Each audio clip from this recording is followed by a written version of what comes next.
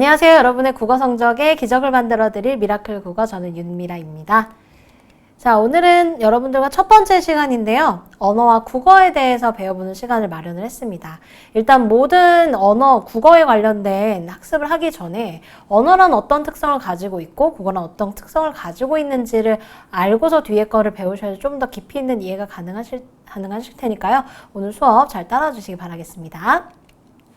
자, 일단 언어란 무엇인지부터 알아볼게요. 자, 언어는 하나의 기호체계입니다. 그래서 기호의 하나로서 형식과 내용을 가지고 있다. 내용은 의미고 형식은 말소리이다. 이렇게 되어 있죠. 그래서 기호의 체계라는 걸 알아두시고요. 그 기호라고 하는 것이 내용에 해당되는 의미와 형식에 해당되는 말소리로 이루어져 있는 것이다. 라고 이제 간단하게 이해를 해주시면 되겠습니다. 자, 그러니까 이걸 그림으로 살펴보면요. 왼쪽에 지금 나무라고 우리가 떠올리는 그런 형상이 나타나 있죠. 그래서 이게 지금 그냥 의미에 해당이 되는 거고요. 그 다음에 나무라고 우리가 읽고 있으니까 이 나무라고 읽고 쓰는 것을 우리가 형식, 말소리라고 이야기를 하죠. 그래서 이 두 가지가 연계가 되어 있는 것이 우리가 언어의 기호성이다 이렇게 얘기를 하는데, 뒤에 가면은 언어의 특성 중에서 기호성이라는 건 아마 빠져 있을 거예요. 그래서 이 기호성이라고 하는 것은 하나의 의미와 그 다음에 언어라고 하는 형식과 연관이 되어 있고 그 하나의 기호체계다라는 것 자체가 기호성이다 이렇게 이해해 주시면 되겠습니다. 자, 그럼 언어하고 우리의 삶에 어떤 연관성이 있는지를 좀 살펴볼 텐데요. 일단 언어는 사고 그리고 사회, 문화와 굉장히 밀접한 관계를 가지고 있습니다. 일단 사고와 어떤 관계를 가지고 있는지부터 살펴보면요. 자, 언어와 사고는, 언어는 인간의 사고에 영향을 주기도 하고 반대로 인간의 사고가 언어에 반영되기도 한다. 그러니까 결국엔 주고받는, 영향관계를 주고받는 관계란 얘긴데요. 자, 일단 언어가 인간의 사고에 영향을 준 예를 찾아보면요. 자, 일단 고운말을 사용하게 되면, 고운말을 사용하면 그러면 마음도 고와진다 이런 말이 있죠. 이거는 말을 그렇게 쓰다 보면 마음도 그렇게 된다. 즉 언어를 그렇게 쓰다 보면 사고도 영향을 받는다라는 뜻이 되겠고요. 자, 파랑과 초록을 구분하지 않는 세츠와나어 사용자는 파랑과 초록 계열의 색채 구별에 어려움을 겪는다. 그러니까 그런 구별하는 말을 안 쓰다 보니까 파랑과 초록에 대한 구별을 못하게 된다는 얘기죠. 이것도 언어가 사고에 영향을 주는 예라고 볼 수 있습니다. 자, 반대로 인간의 사고가 언어에 반영된 예는요. 자, 여기저기, 그 다음에 이것저것, 이리저리, 오늘 내일, 국내외 이런 말들을 되게 쉽게 사용을 하죠. 근데 이걸 바꿔보면 좀 어색함을 느끼실 수가 있을 거예요. 저기 여기, 저것 이것, 그 다음에 저리 이리, 내일 오늘, 뭐 국, 왜, 네 이렇게 하면 어색한 걸 바로 느끼실 수가 있을 텐데 왜 그러냐면 항상 말하는 사람을 중심으로 뭔가 언어를 표현하고자 하는 그런 사고가 있는데 그걸 자꾸 언어에다 반영을 해서 쓰다 보니까 이거를 바꿔서 쓰면 좀 어색함을 느끼는 거죠. 그래서 언어라고 하는 것도 사고가 언어에 반영이 되게 되어 있다. 이렇게 이해하시면 되겠습니다. 그러니까 서로 영향 관계를 주고받는 관계다. 그럼 그걸 또 보여주는 예가 하나 있어요. 언어와 사고의 상호 영향 관계가 드러나는 것은 어린아이들이 말을 배우는 거를 생각해 보시면 됩니다. 그래서 아이들이 말을 배우는 과정에서 언어 능력이 발달을 하죠. 그럼 언어 능력이 발달을 하면서 사고도 같이 성장하게 되고 사고가 또 성장하면 언어를 또 수월하게 또 이야기를 하게 되겠죠. 그래서 서로 이렇게 영향 관계를 주고받으면서 아이의 언어 능력도 그다음에 사고도 같이 성장하게 되는 것이죠. 그래서 그런 것들을 통해서 언어와 사고가 되게 밀접한 연관성이 있구나라는 사실을 알 수가 있겠네요. 자, 다음은 언어와 사회의 관계입니다. 언어와 사회는 사회가 구성되고 그 다음에 유지되고 발전하게 하는 수단으로서 언어가 사용이 된다는 얘기고요. 그 다음에 사회를 이루면서 살아가는 인간의 모습을 어느 정도 언어가 반영을 하고 있다는 얘기죠. 이것도 역시 영향관계가 서로 있다는 얘기니까 간단하게 하고 넘어갈게요. 자, 언어와 문화도 관계가 있습니다. 문화를 반영하고 있는 게 또 언어이기도 하죠. 자, 우리의 문화를 생각해보면 예전부터 쌀을 주식으로 하던 농경 문화였어요. 그래서 쌀이 주식인 농경 문화다 보니까 그걸로 발전을 해서 뭐 쟁기나 보습이나 멍에 같은 그런 농사 관련된 농기구와 관련된 것들이 많이 발달이 되어 있고, 그 다음에 영어에는 밥을 나타내는 게 라이스 하나밖에 없지만 우리는 뭐 모도 있고 벼도 있고 쌀도 있고 밥도 있고 굉장히 여러 가지 말들이 존재를 하거든요. 근데 그런 문화를 가지고 있기 때문에 그 문화가 언어에 반영이 되어서 그 말들이 더 발달이 됐다. 이렇게 이해하시면 될 것 같습니다. 자, 그 다음에 문화 발전 수단으로서의 기능도 합니다. 인간이 언어를 통해서 문화를 계속 발전해내고 유지하고 그 다음에 그걸로 계승하고 하겠죠.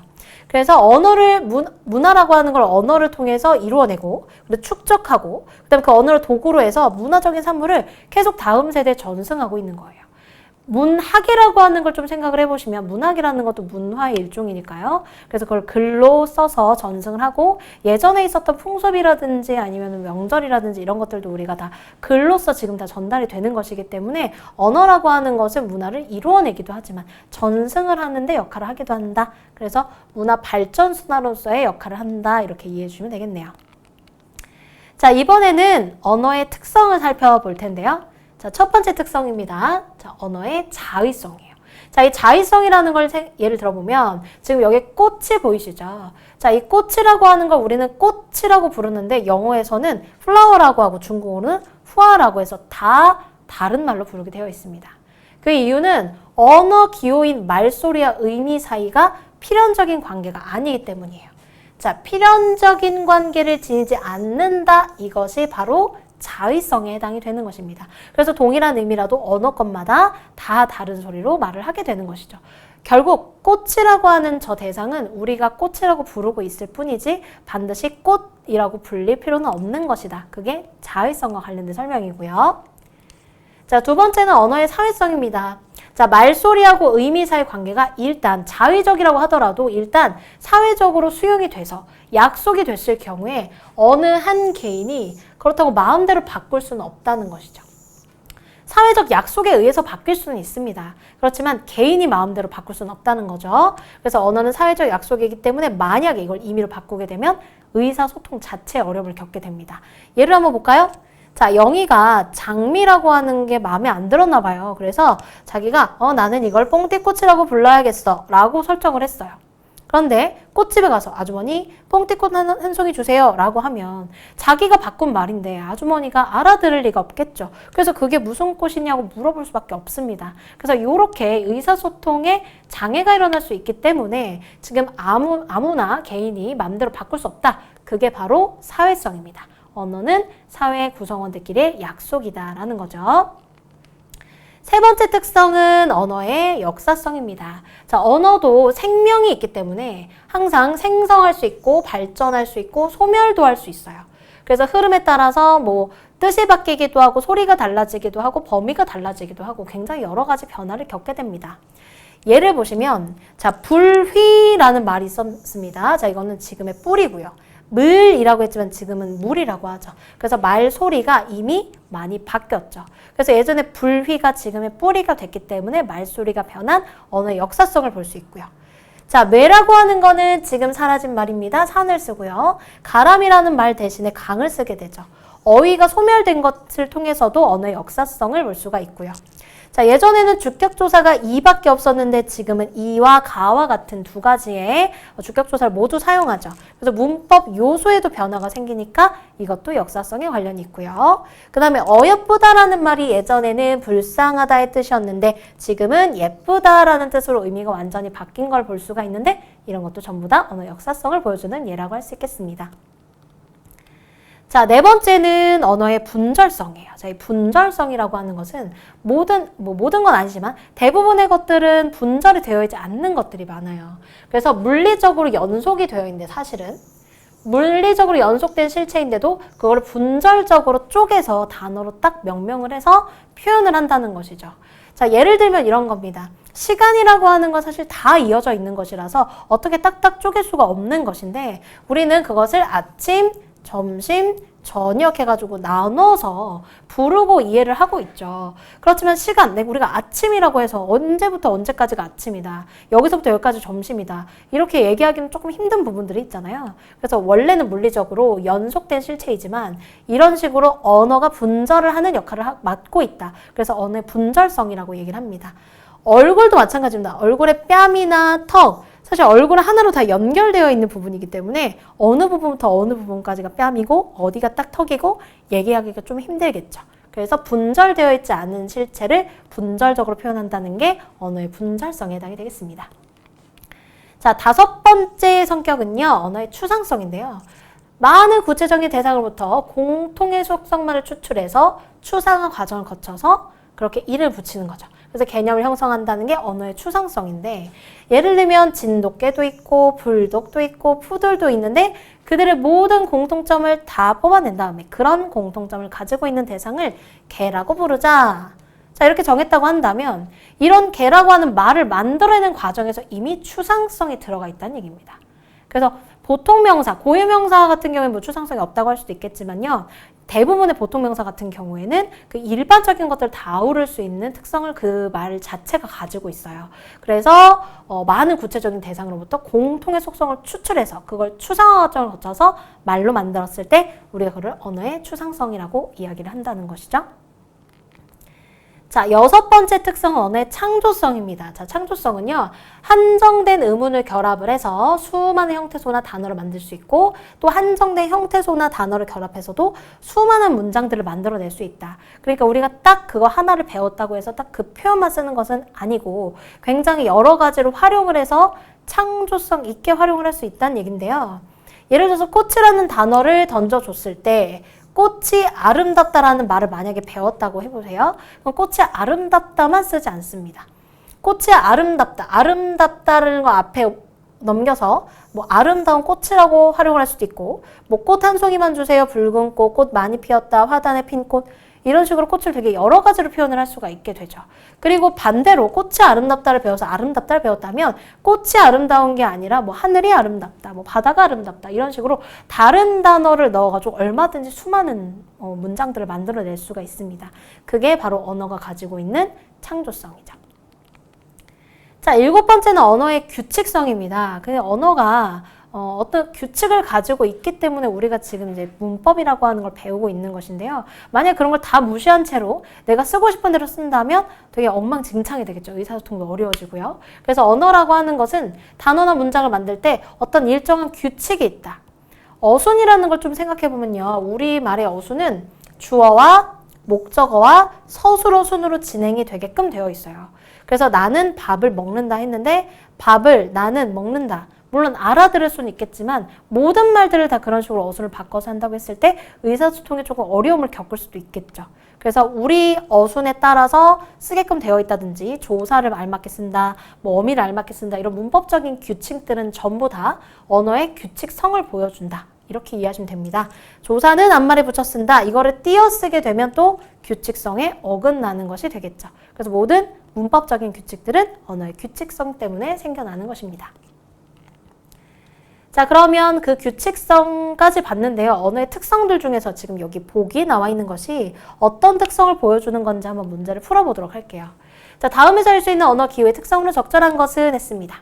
자, 언어는 문장, 단어, 형태소, 의문으로 쪼개서 나눌 수 있다. 특히 한정된 의문을 결합해서 수많은 형태소 단어들을 만들고 무한한 문장을 만들 수 있다.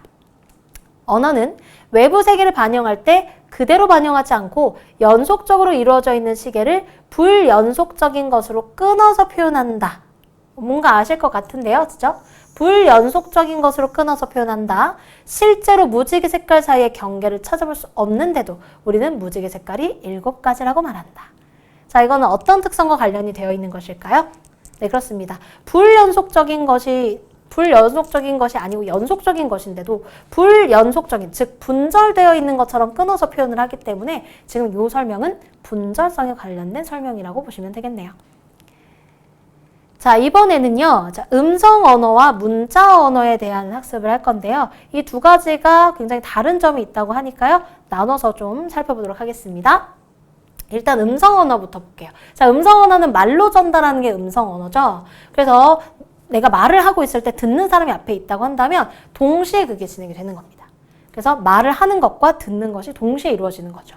그리고 시공간적인 제약이 있는 편이에요. 자, 이것은 전화로 전달하는 이런 매체가 아니고 면 대 면으로 전달하는 경우를 이야기를 하는 겁니다. 그래서 시공간적 제약이 있습니다. 내가 말로 전달할 때 가까이 있는 사람한테만 말로 전달할 수 있는 것이지 만약 뭐 100m 밖에 있는 사람한테 내가 이야기를 한다는 것은 사실 조금 힘든 일이겠죠. 자, 그리고 기록과 보존과 전승이 어려운 편이에요. 불가능하진 않습니다. 지금 뭐 녹음하는 것 기능도 있고 하니까요. 근데 그런 게 다 없고 매체가 아니라고 한다면 기록, 보존, 전승이 좀 어려운 편이고 직접 문답을 할 수 있겠죠. 그리고 별도의 학습 과정이 크게 필요하지 않습니다. 그러니까 문맹이라고 해서 글을 모르는 사람들은 있을 수 있지만 말은 대부분 하잖아요. 그래서 별도 학습 과정이 거의 필요가 없고 상황이나 몸짓이나 억양 등의 주변적인 요소, 그러니까 우리가 반언어, 비언어라고 하죠. 그런 비언어적인 요소들을 통해서 주변에 도움을 받을 수가 있다. 이게 음성언어의 특징입니다. 자, 오른쪽에 보면 문자 언어가 나와 있습니다. 문자 언어는 글로 쓰는 것을 말하는 건데요. 저 왼쪽에 있는 음성 언어하고 비교를 해보시면 더 좋을 것 같아요. 자, 문자 언어는 동시성과 다르게 비동시성입니다. 비동시성. 동시에 적용되지 않는 것이고요. 왜냐면 내가 지금 글을 써서 만약에 편지를 누구한테 보낸다고 했을 때 그 사람은 다른 장소 그리고 다른 시간에 읽을 수가 있게 되겠죠. 그리고 심지어는 뭐 몇백 년 전, 몇천 년 전에 남아있는 글들을 지금 우리가 보기도 하기 때문에 이거는 시공간적인 제약도 없고 동시적이지도 않다. 이렇게 이해하시면 될 것 같아요. 자, 그리고 기록과 보존과 전승이 음성 언어에 비해서는 조금 용이한 편이고요. 글로 적으면 되니까요.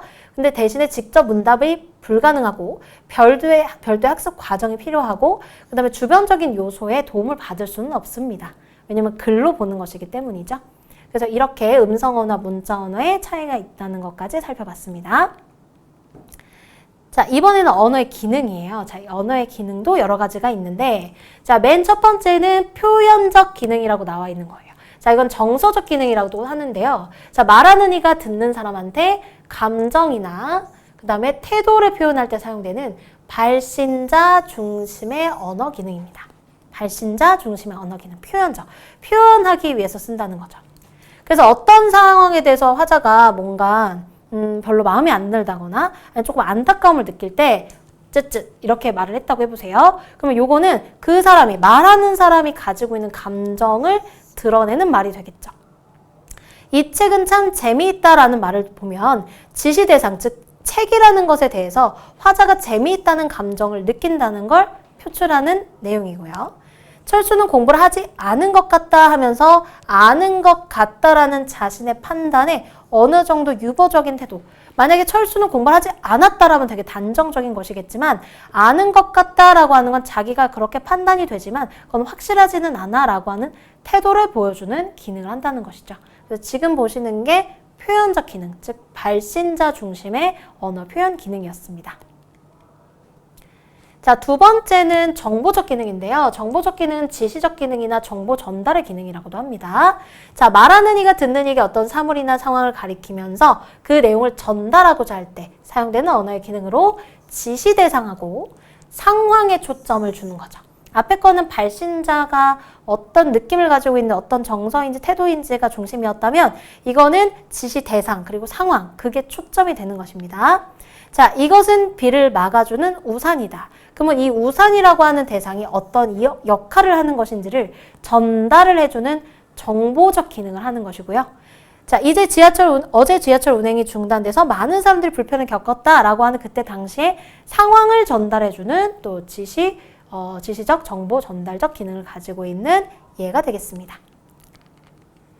자, 세 번째는 담화적 기능입니다. 담화적 기능은요, 명령적 기능이나 지령적 기능이라고도 하는데요. 자, 수신자한테 초점을 맞춘 거예요, 이번에는요. 자, 수신자의 초점을 맞춘 의사 전달 양상으로 수신자의 행동을 뭐 하기 위해서? 네, 변화를 주기 위해서. 수신자의 행동에 변화를 주기 위해서 사용되는 언어의 기능을 말합니다. 그래서 명령형이나 청유형, 표어 또는 광고, 연설, 법률 문장 이런 데서 감화의 기능이 굉장히 중요한 역할을 하는데요. 철수야, 그렇게 뛰어다니면 위험해. 그렇게 하지 않도록 상대방, 수신자를 설득하기 위해서 하는 말이죠. 그래서 수신자의 초점을 맞춰져 있다는 얘기입니다. 그래서 그렇게 뛰어다니면 위험해 라고 하면서 경고를 하는 것이죠. 그래서 뭔가를 요구를 하는 거고요. 흡연은 질병입니다. 치료는 금연입니다. 이런 표현 많이 보셨죠? 그래서 이것도 금연을 하기를 바라는 마음에서 표제어를 쓴 거기 때문에 공익광고문이라고 할 수 있겠네요. 그래서 수신자의 초점을 맞춘 말하기다. 감화적 기능이라고 이야기를 합니다. 자, 네 번째는 미학적 기능입니다. 미학적이라고 했을 때 미가 이제 그 아름다움을 이야기하는 것이니까요. 언어에도 다 아름다움이 있죠. 그래서 그래서 주로 문학 작품을 통해서 얻게 되는 그런 기능이 미학적인 기능이라고 보시면 되는데 다른 말로 시적 기능이라고 합니다.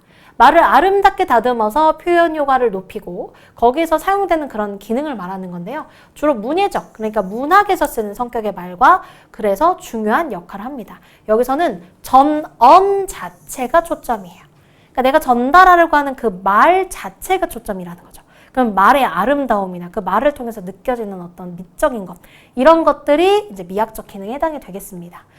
제가 여기 밑에다가 넣어놓은 건 사실 시의 그냥 구절들만 넣어놨어요. 뭐 갈래갈래 갈린 길 길이라도 라고 했을 때 어떤 정보를 전달한다거나 수신자나 발신자의 어떤 초점을 맞춘 말은 아닙니다. 근데 여기서 기역이나 리을이라고 하는 말을 자주 쓰면서 자연스럽게 리듬감이 형성이 되고 갈래갈래 갈린 길이 왠지 눈앞에 펼쳐지는 것 같은 느낌이 들잖아요. 그래서 이런 것들이 미학적 기능이라고 볼 수 있고요. 향맑은 옥돌에 불이 달아 사랑은 타기도 하오련만 불빛에 연기된 희미로운 마음은 자 지금 제가 밑줄 친 것들은 실제로 일상생활에서 자주 사용하는 말들은 아닙니다. 이거는 시에다가 조금 시적인 아름다움, 음악성을 조금 더 높이기 위해서 그래서 일부러 넣은 것들이거든요. 그래서 이런 것들은 이제 미학적인 기능을 위해서 추가된 내용이다. 그래서 이런 것들이 시적 기능 또는 미학적 기능을 한다라고 보시면 되겠네요. 자 다음은 친교적 기능입니다. 자, 말이라고 하는 것이 꼭 어떤 걸 전달하기 위함이라기보다도 그 사람과의 어떤 관계를 유지하기 위한 수단으로도 자주 사용을 하게 되죠. 그래서 친교적 기능은 말하는 이가 듣는 이와 친밀하거나 또는 원만하게 관계를 유지하고자 할 때 사용되는 기능으로 접촉 관계를 중시합니다. 실제로 안녕히 주무셨는지가 궁금해서가 아니라 그냥 안녕히 주무셨으니까 자체가 인사가 되는 거고요. 그 다음에 오늘은 날씨가 좀 쌀쌀하네요. 몰라서 이제 말해주는 거 아니잖아요. 그래서 이런 것들도 이제 친교를 위해서 언제 같이 밥 한번 먹자. 자, 이거는 지금 당장 뭐 날짜를 정해 뭐 이러지 않는다고 하더라도 밥 한번 먹자라고 하는 건 좀 친하게 지내자는 의미로구나. 이렇게 이해할 수가 있는 거죠. 그래서 친교적인 기능으로 말하기를 사용하는 것도 지금 확인을 하셨고요. 자, 6번째는 표출적 기능입니다. 자, 이 표출적 기능은 말하는 이가 전달이나 표현 의사 없이 듣는 이를 의식하지 않은 채 그냥 자기도 모르게 굉장히 무의식적으로 무심결에 사용하는 언어의 기능을 말하죠. 넘어질 때 쓰는 말들, 아이쿠라든지 물건을 떨어뜨리며 에구머니 같은 자기도 모르게 나오는 말들이 있잖아요. 자, 그런 말들을 우리가 표출적 기능이라고 하죠. 누군가를 염두에다 두고 쓰는 것이 아니라 자기가 지금 그냥 자기도 모르게 나오는 말들을 우리가 표출적 기능이라고 합니다. 자, 7번째는 관어적인 기능인데요. 자, 이 관어적인 기능은 듣는 이가 무슨 뜻의 말인지 몰라서 설명이 필요할 때 사용되는 언어의 기능입니다. 이거는 말로써 말을 배운다. 이 말이 가장 맞는 말인 것 같아요. 자, 말로써 말을 배우는 경우. 그래서 어떤 말을 모를 때 우리가 사전을 찾아보죠. 그럼 그 사전에서 그 말이 무슨 뜻인지 말로 설명을 해줍니다. 그게 바로 관어적 기능, 즉 말로써 그 말을 설명하는 기능이라고 볼 수가 있는데요.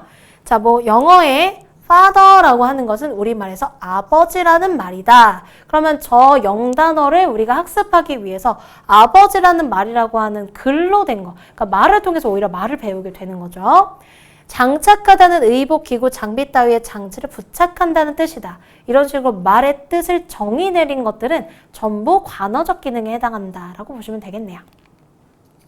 자, 그러면 지금까지 배웠던 기능들을 적용하는 그런 문제인데 지금 여기 보기에 나와 있는 기능이 지금 방금 봤던 기능 중에 어떤 것에 해당되는지를 찾는 겁니다. 자, 이 기능은 우리가 세계를 이해하는 정도에 비례해서 수행된다. 그러면 세계를 이해한다는 것은 무엇인가? 그것은 이 세상에 존재하는 사물에 대해서 이름을 부여함으로 발생하는 것이다. 여기 한 그루의 나무가 있다고 하자. 그런데 그것을 나무라는 이름으로 부르지 않는 한 그것은 나무로서 행세를 못한다. 인류의 지식이라는 것은 인류가 깨달아 알게 되는 모든 대상에 대하여 이름을 붙이는 작업에서 형성되는 것이라고 말해도 좋다. 어떤 사물이건 거기에 이름이 붙으면 그 사물의 개념이 형성된다. 다시 말하면 그 사물의 의미가 확정된다. 그러므로 우리가 쓰고 있는 언어는 모두 사물을 대상화하여 그것의 의미를 부여하는 이름이라고 할 수 있다라고 했어요. 그러면은 언어에 그 말이라고 하는 걸 붙이면서 그 사물에 대해서 알게 된다는 얘기가 되겠죠. 그러면 언어라고 하는 것은 그 대상에 대해서 정보를 전달해주는 역할을 한다는 얘기입니다. 그래서 미학적 기능, 명령적 기능, 관어적 기능, 정보적 기능 중에서 자, 이것은 정보적 기능에 해당이 된다고 볼 수 있겠죠. 자, 이번에는 국어의 특질입니다. 자, 국어의 특질에 대해서 하나씩 살펴볼게요. 자, 전반적인 특징이니까요. 이걸 뭐 하나하나 외우려고 하지는 마시고, 아, 그런 것들이 우리 국어나 언어의 특질이 되는구나 정도로 이해하시고 편하게 보시면 될 것 같아요. 자, 의문의 특질은 우리말은요. 자, 예사소리, 된소리, 거센소리의 대립으로 이루어져 있어요. 자, 예사소리라고 하는 건 편하게 내는 소리. 그래서 기억은 예사소리. 된소리는 좀 단단한 소리라서 우리가 쌍자음으로 부르는 것들이 된소리에 해당이 되고요. 그 다음에 이렇게 거세게 내는 소리. 그래서 우리가 뭐 키읔이나 티읕이나 이렇게 발음하는 것들을 우리가 거센 소리라고 이야기를 하죠. 그래서 불, 뿔, 풀 이런 식으로 발음을 하게 되겠죠. 자, 그리고 우리말은요. 마찰음의 수가 많지가 않습니다. 그래서 시옷, 쌍시옷, 히읗 이게 마찰음의 전부거든요. 딱 3개만 마찰음의 수가 마찰음이 되고 마찰음 수가 파열음 수보다 훨씬 적죠. 파열음 수가 훨씬 많습니다. 세 번째 특징은 음절 끝 위치의 파열음은 파열되지 않아서 완전히 파열되지 않는 음이 있을 수 있다는 거예요. 그래서 음절의 끝소리 규칙에 해당되는 이렇게 받침으로 오는 것들은 완전히 파열되는 음은 아니다. 이 정도로 이해해 주시면 될 것 같고요. 자, 네 번째, 첫 소리에 둘 이상의 자음이나 리을이나 니은이 오지 못한다. 이거는 두음 법칙에 해당되는 규정인데요. 자, 그래서 로인이라고 할 수 없고 노인이라고 해야 되고 여자라고 할 수 없고 여자라고 해야 된다. 그래서 첫 소리에 둘 이상의 자음이 올 수 없고요. 그 다음에 리을이나 니은이 올 수 없다. 이거는 이렇게 따로 두셔야 되는데 둘 이상의 자음이 올 수 없다는 거는 예를 들어서 옛날에 쓰던 이런 말 같은 거는 쓸 수가 없다는 얘기입니다. 초성에는 하나의 자음만 와야 된다는 거죠. 자, 그리고 우리말은 모음조화 현상이라는 게 좀 뚜렷하게 나와 있는 편이에요. 근데 물론 다 지키는 것은 아니지만 지키는 편이 많죠. 그래서 양성모음에 해당되는 아와 오가 있고 음성모음에 해당되는 어와 우가 있는데 자, 요거는 요거끼리 요거는 요거끼리 즉 양성모음은 양성모음끼리 음성모음은 음성모음끼리 쓴다는 얘기입니다. 자, 의성어나 의태어에서 주로 두드러지게 나타나는데요. 퐁당퐁당, 풍덩풍덩 이렇게 쓰는 거 보면 아시겠죠? 그래서 퐁당은 쓰지만 퐁덩이라고 쓰면 어색하기 때문에 양성끼리 모아 쓰고 음성끼리 모아 쓰는 것을 뭐 아장아장, 어정어정, 졸졸, 줄줄을 통해서도 보실 수가 있습니다.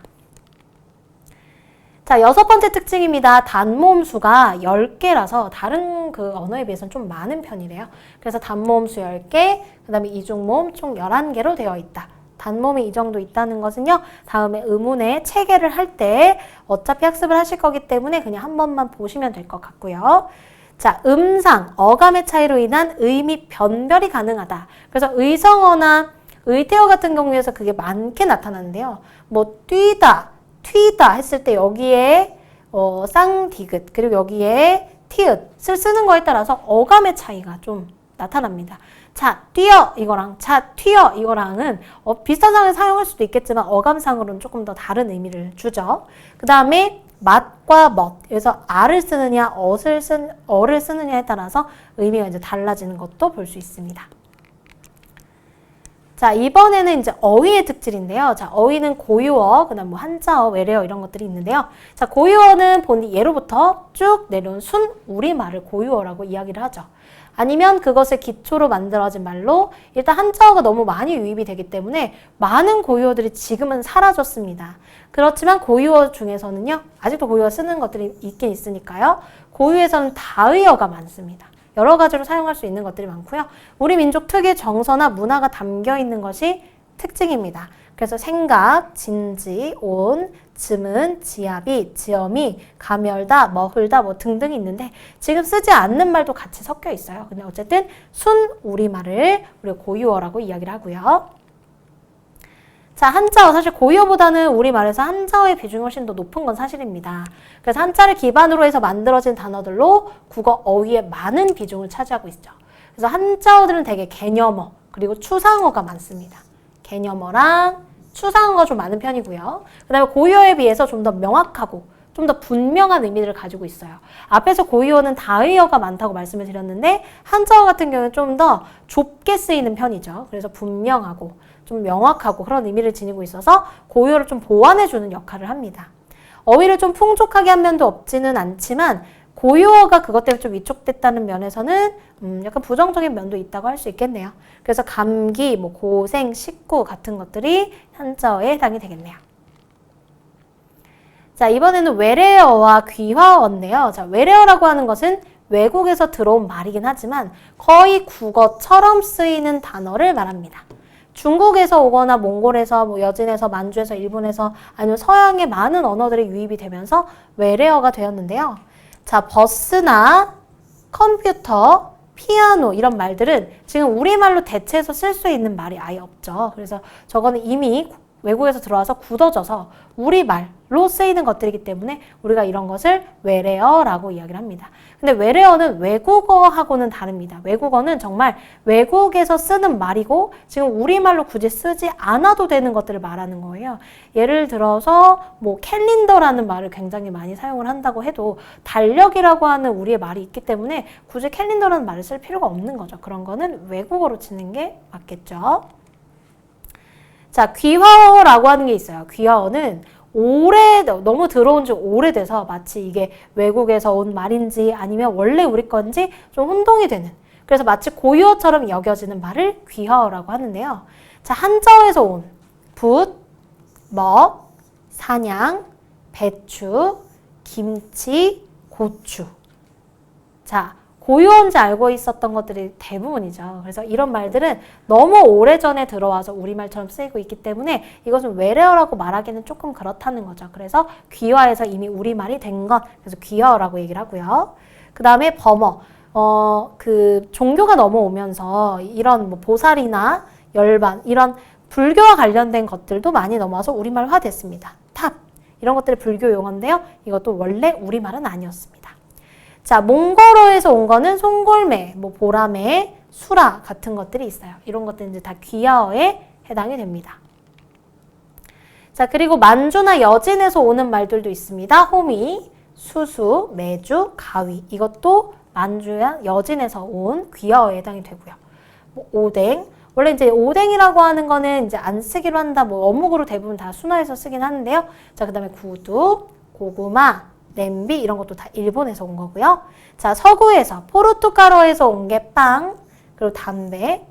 그 다음에 네덜란드에서 온 게 가방이고요. 영어에서 온 게 남포, 그 다음에 프랑스어에서 온 게 고무입니다. 그래서 우리말인 줄 알고 쓰고 있었지만 사실은 귀화어였던 것들 이렇게 조금 체크를 해보시면 좋을 것 같고요. 자, 그 다음에 우리말은 특히 높임법이 많이 발달이 되어 있죠. 그래서 외국에서 오신 분들이 우리말을 배울 때 어려운 점 중에 하나라고 하는데요.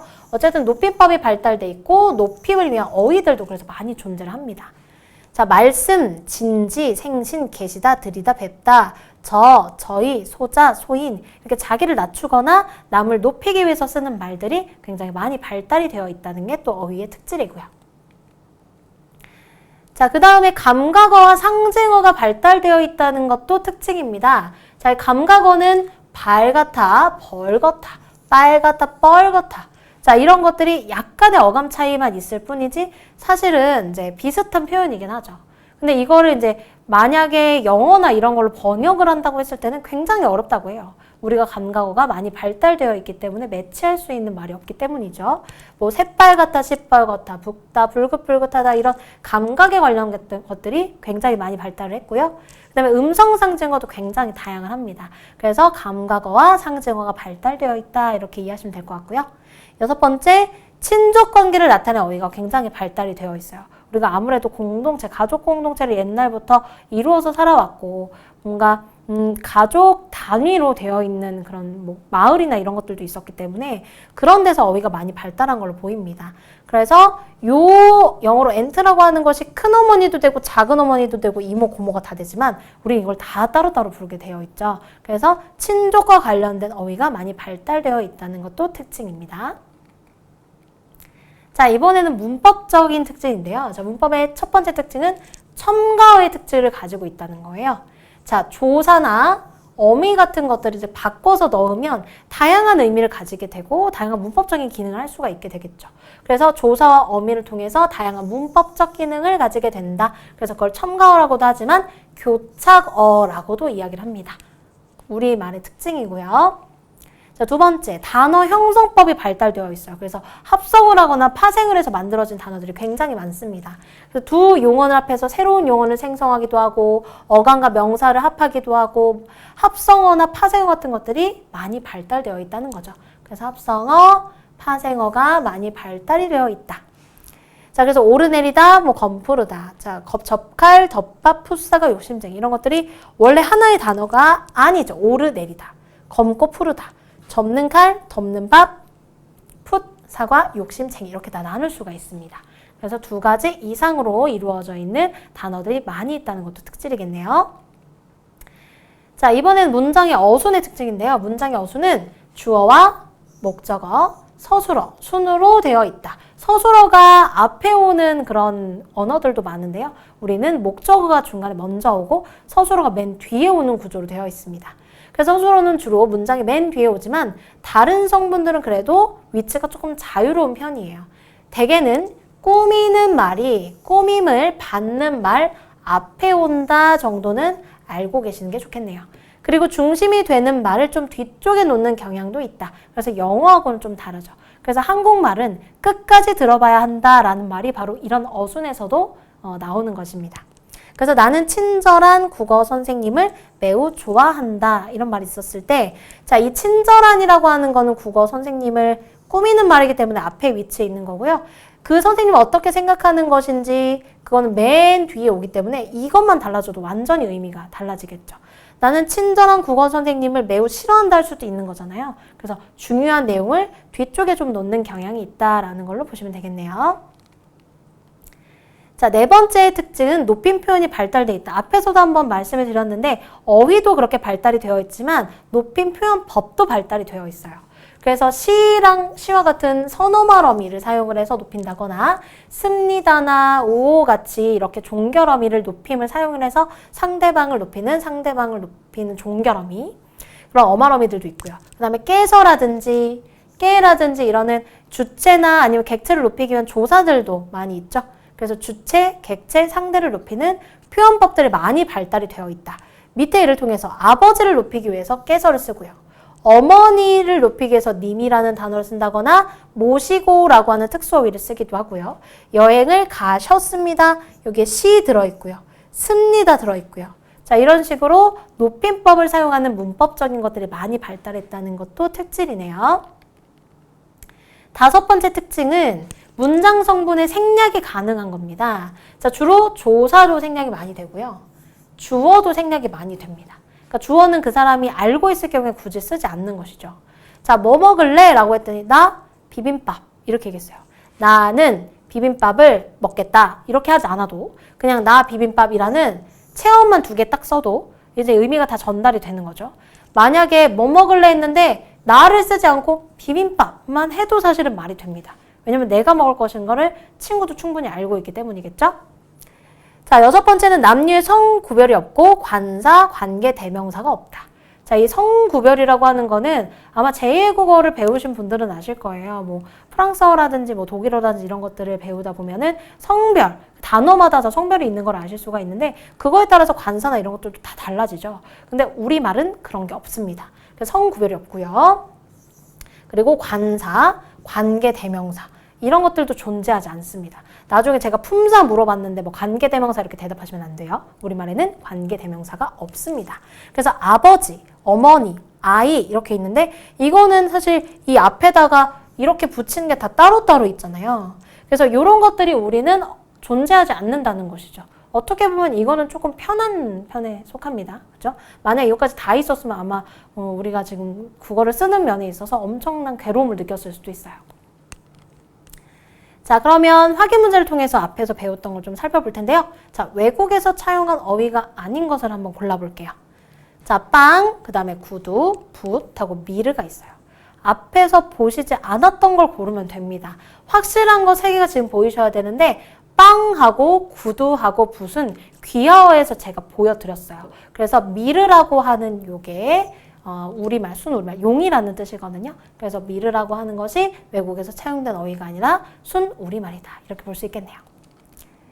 자, 지금까지 국어와 언어의 특질에 대해서 살펴봤습니다. 자, 지금 이 파트는요, 앞 뒤에서 배우게 될 문법적인 것들을 그냥 좀 더 깊이 얘기하기 위한 전제로 그냥 깔리는 거라고 생각하시면 되고요. 여기서는 뭔가 하나씩 다 암기하시거나 그런 부담은 좀 없이 그냥 이번 거는 좀 가볍게 공부를 하시고 다음 것부터 조금 더 가열차게 준비를 하시기 바랍니다. 오늘 고생 많으셨습니다.